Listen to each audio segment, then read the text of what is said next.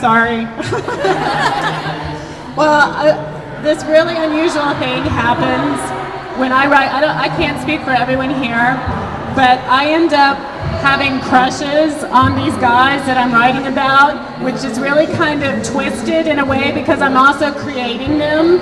So I don't know what a therapist would say about that, but there, yeah, I think you can't help but, in a way, at least for me, create sort of the ideal boyfriend. I mean, hopefully they're not too perfect, but it's, because you love them and because they are fabrications of what you always wish to have, they are going to be really cool and really sweet and really cute. So sorry. I agree. When I was writing Dreams of Significant Girls, I would give it, my daughter was in high school at the time, and I would give her the daily drafts. And her daily question to me was, where are the boys? And so I basically wrote, in a weird way, to her specifications. She's in college now, but I wrote boys that I think I would could be tolerant of if she brought them home. And I write about boys that I once loved. Often they're usually like little pieces of every boy I once loved. So I make it impossible for myself too. I'm ruining my own life by creating impossible boys.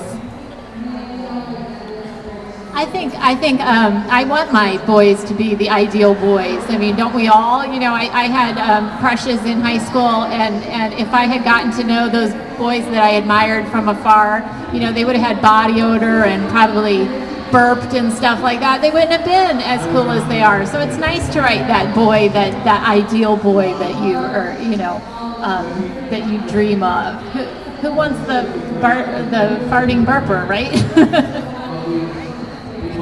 Yeah, sorry for ruining your life. But no,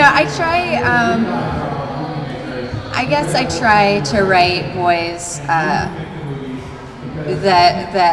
that I would want to date that are respectable. I try to take some of the focus off, like those super popular, extra dreamy boys. And well, I mean, Etienne's pretty dreamy, but Short has bad teeth, is a history nerd. I try to hopefully highlight people who are more than just a pretty face. The nice guys, the guys that I wish that I had looked at in high school, basically. Because I did kind of look at like the super hot dreamy boys, and then now as an adult I realized that there were some really nice guys who had very cool interests that I kind of ignored. So I do kind of hope that maybe my readers might start looking at that boy who likes history, or that boy who creates crazy inventions, right? Yeah.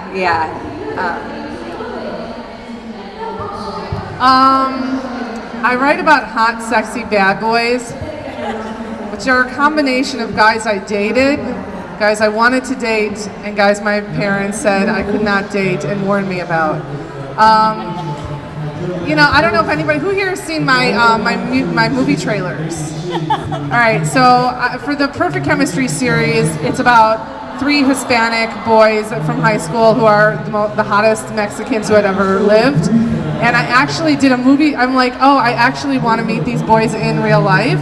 So I actually did a movie trailer and got the 3 hottest Mexicans that have ever lived to be in them.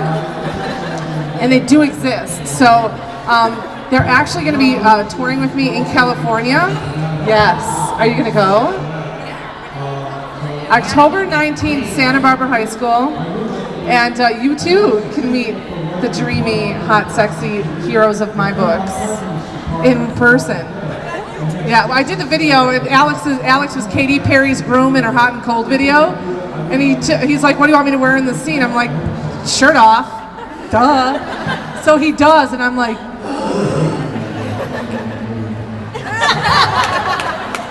true story. How did you come up with your characters in your story, and how did they develop in your heads? In Perfect Chemistry, Alex was the bagel is based off of the guy who works in my bagel store. Which is his first book now with Alex Rodriguez, who's in Katy Perry's groom in her Hot and Cold video. But he makes the best bagels, He's Mexican. He's got tattoos and this swagger that every time you go in there, you're like, I want him to give me my bagels. So, and he knows it. He totally laughs at me too. I wanted somebody who was Latino and had swagger, and that when you go there, everybody just stares at, which is this guy. So I base it off of, I get inspired by real people. Yeah, I start out, all of my books start with the boy. I am incredibly girly like that. I'm not interested in a book if there's not a cute boy. I'm just going to put that out there. So they all start with the boy, and usually it's someone in real life that I'm inspired by, and I never say publicly, though, who they are. I don't. Because I don't want to kind of ruin it for you guys, but I am generally inspired by someone, and I base a lot of the original characteristics and traits of that person on them. And then from there, I pick the kind of ideal traits that would be a good match for that person. And so I start with the boy, I create the girl off that, and then I fill in the blanks by inserting myself everywhere, in the girl, in the boy, and all the side characters, even the ones you don't like. I am everywhere in my story. Some authors will deny that, but no, I am every single character. But so are my friends, so are my husband, so are my parents. I do steal from everyone. I always start with my main character, or I have so far, and my character was actually inspired by the Ace of Cakes guy, who I know is, bald and fat, but she's not. But he's such a great baker, and the things he can do are amazing. So he inspired my 15-year-old main character girl. So.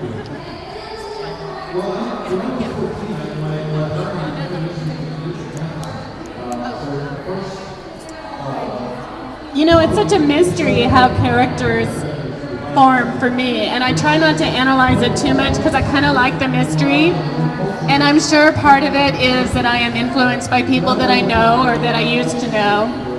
But y'all are gonna think I'm so twisted, but I get their voices in my head, and that's when I know I have to write about them. The characters just kind of come to me. I'm normal, I promise. What's interesting? Normal is overrated. That's okay. No apologies. Thank you.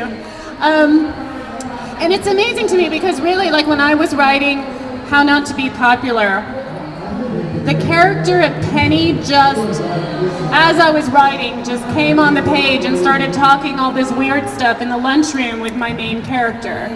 And she just kind of came to me fully formed, and that happens sometimes, and it's wonderful. And I don't want to question it, and I don't want to, pick it apart and to try and figure out how that works because, then maybe it won't work anymore. So.